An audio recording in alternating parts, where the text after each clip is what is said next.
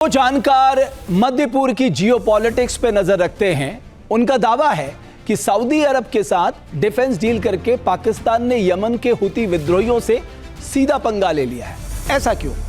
हुती को सऊदी का दुर्विरोधी माना जाता है। सऊदी का पूरा डिफेंस स्ट्रक्चर हुती विद्रोहियों की वजह से ही है। पूरे मिडिल ईस्ट में हुती सऊदी का सबसे बड़ा दुश्मन माना जाता है।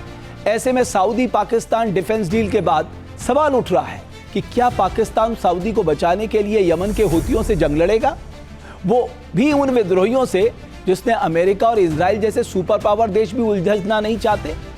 क्या आप जानते हैं कि सऊदी और हुती के बीच तनाव की बड़ी वजह क्या है? 1990 से 2013 तक यमन में हुती का विद्रोह चला, जिसकी वजह से सऊदी समर्थित सरकार चली गई। 2013 में हुती विद्रोहियों ने यमन की राजधानी सना पर कब्जा कर लिया। सऊदी के लिए यह इसलिए भी झटका था क्योंकि हुतियों को ईरान से सहयोग मिल रहा था।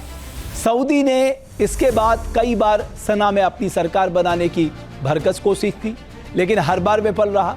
उल्टे हुती विद्रोहियों ने उसके तेल ठिकानों को ही अटैक करना शुरू कर दिया। आखिर में दोनों के बीच 2023 में सीज फायर हो गया, लेकिन अब रिश्ते फिर से खराब हो गए हैं। सऊदी हुतियों से निपटने के लिए अमेरिका से हथियार खरीद रहा है। रक्षा विशेषज्ञों के मुताबिक सऊदी अरब के साथ डिफेंस डील पाकिस्तान को बहुत भारी पड़ सकती है। इसकी वजह मध्य पूर्व और पाकिस्तान के बीच होने वाला व्यापार है, जो लाल सागर के जरिए होता है। अब इसे भी समझ लेते हैं।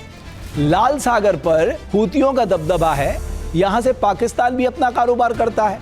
पाकिस्तान का लगभग 35 लाख करोड़ रुपए का कारोबार लाल सागर के जरिए होता है। हुती से पंगा लेने पर पाकिस्तान को यहां सीधे नुकसान हो सकता है। पाकिस्तान ईरान का पड़ोसी मुल्क है।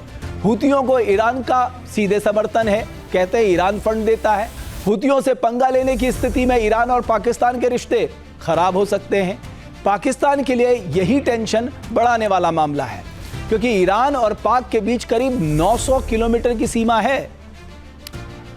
पाकिस्तान और सऊदी अरब की डिफेंस डील रणनीतिक सहयोग के तौर पर हुई है।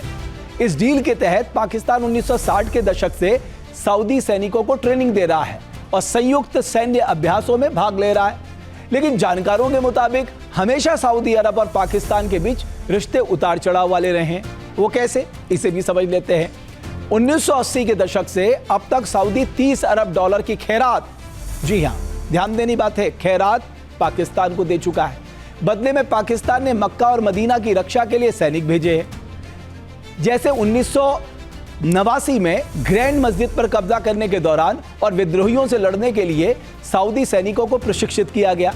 दावा किया जाता है कि पाकिस्तान के एटमी प्रोग्राम के लिए भी सऊदी अरब अरबों डॉलर दे चुका है।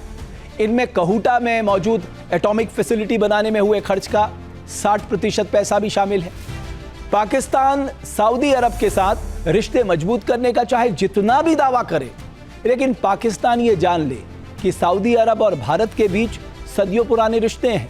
मौजूदा समय में सऊदी अरब और भारत के बीच अहम रणनीतिक साझेदारी है।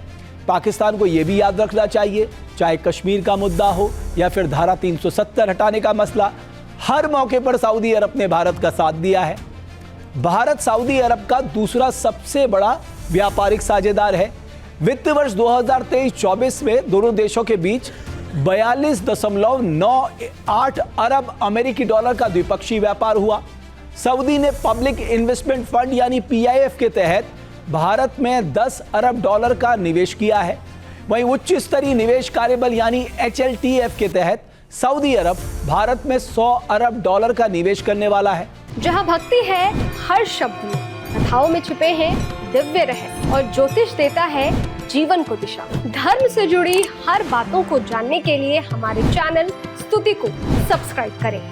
चैनल पर जाने के लिए इस लिंक पर क्लिक करें।